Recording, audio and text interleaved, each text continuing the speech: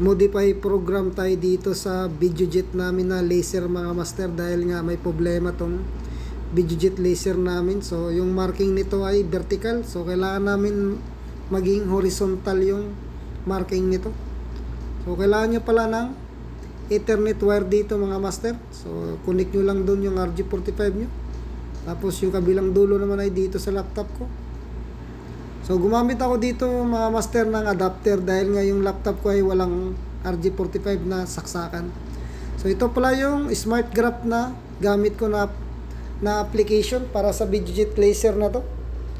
So kailangan kong buksan yung program ng Videojet mga master. So doon ko babaguhin yung position ng laser.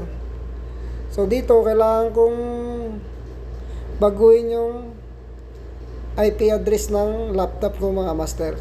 So ilalagay ko yung IP address ng Videojet laser dito sa laptop ko.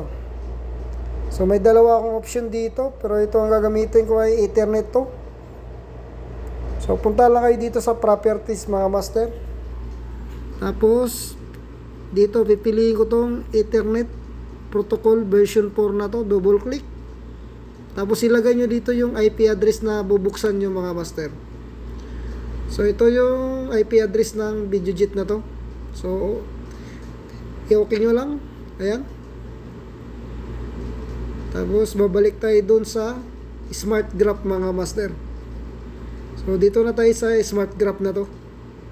So buksan natin tong smart graph na to. Okay nyo lang.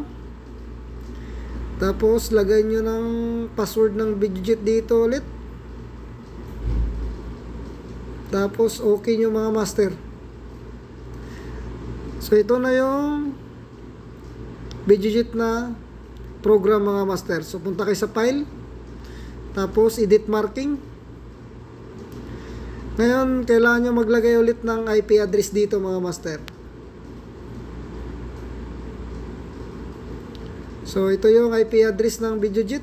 Tapos kailangan mo maglagay ng name dito. So depende kung ano yung ilalagay nyong name. Tapos ito yung nilalagay ko mga master. So 3320 na to, dahil ito yung model ng Videojet na to. So ito na yun master, napasok ko na yung program ng laser. So punta ako dito sa configuration. So punta ako dito sa head nya. Ito yung mounting position niya mga master.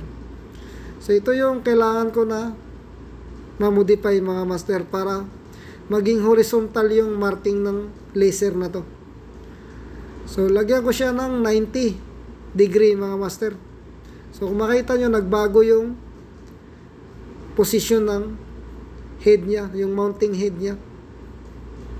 Tapos apply nyo lang mga master. Ayan.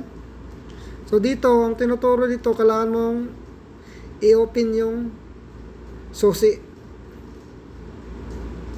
So ito yung susi na tinuturo niya mga master. So kailangan natin itong i-off to. Pag na-off nyo na yan, okay ulit mga master. Tapos apply ulit tayo. So ngayon ay okay na. So i-on natin ulit to. Tapos i-reset natin yung Videojet. Ngayon master, ito na yung kalalabasan ng marking niya. So nagiging horizontal na siya mga master. So kanina ay vertical yung tama ng print nito. So ito yung print niya kanina mga master. So itong laser na to ay naka-stack pala to, dahil nga backup namin to na laser. Ang problema, yung gagamitin na namin, biglang nagbago yung tama ng laser mga master, nagiging vertical. So yun lang mga master. So sana nagkaroon kayo ng idea